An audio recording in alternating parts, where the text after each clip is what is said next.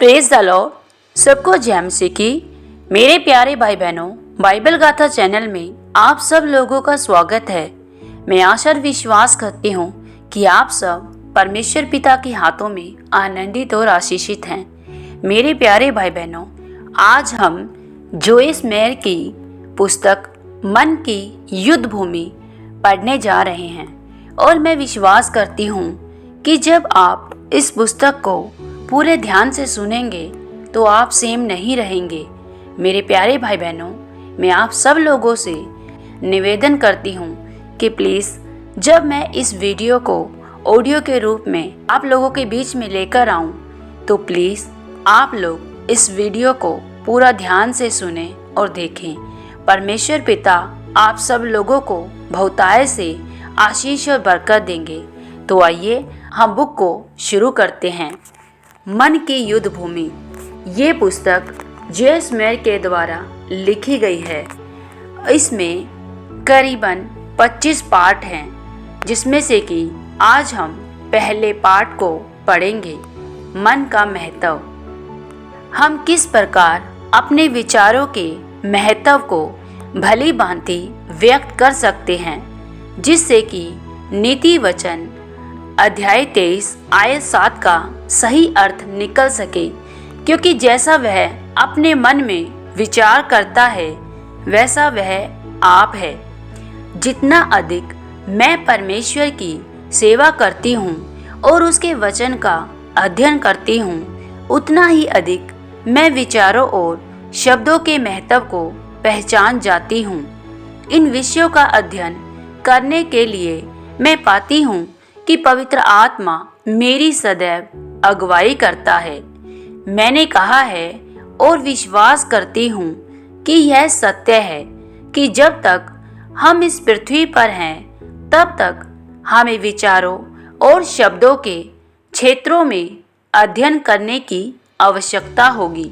चाहे हम किसी भी क्षेत्र में कितना ही अधिक क्यों न जानते हों, फिर भी बहुत सी नई चीज़ें हमें सीखने को मिलती हैं और जो बातें हम पहले ही से जानते हैं उन्हें भी नई तरह से जानने की आवश्यकता होती है।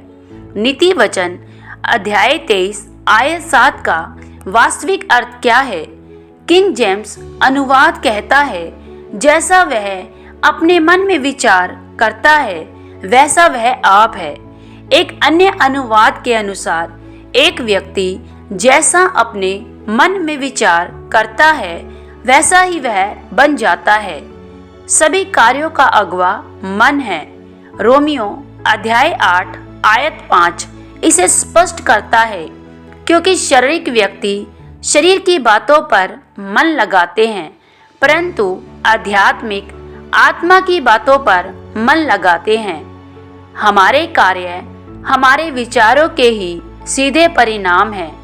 यदि हमारा नकारात्मक मन है तब हमारा जीवन भी नकारात्मक ही होगा।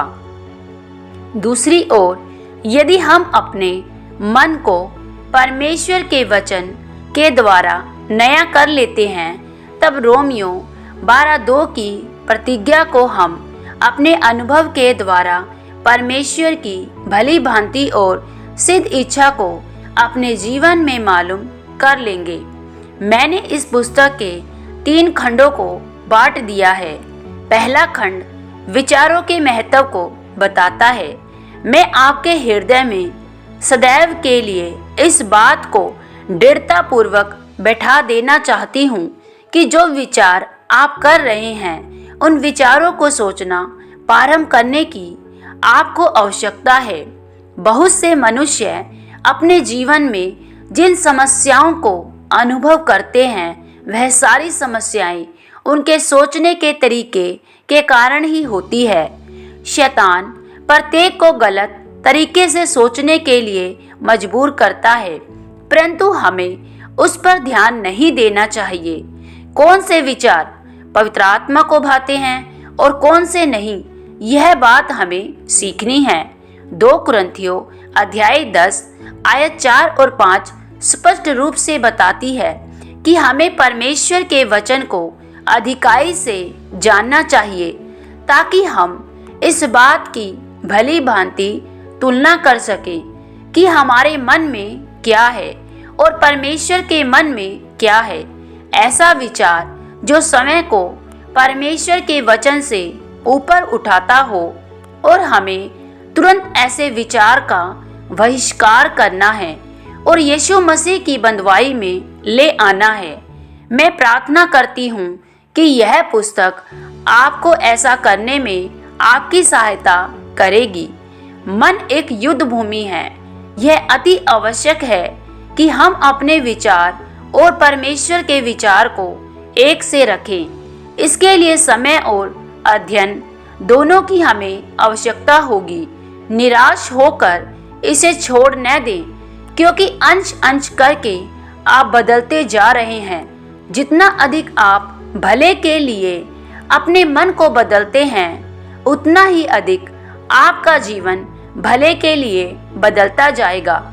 जब आप अपने विचारों में अपने लिए परमेश्वर की भली योजना देखने लगते हैं, आप फिर उसमें चलना भी आरंभ कर देंगे। आमीन। परमेश्वर पिता आप सब लोगों को ब्लेस करे।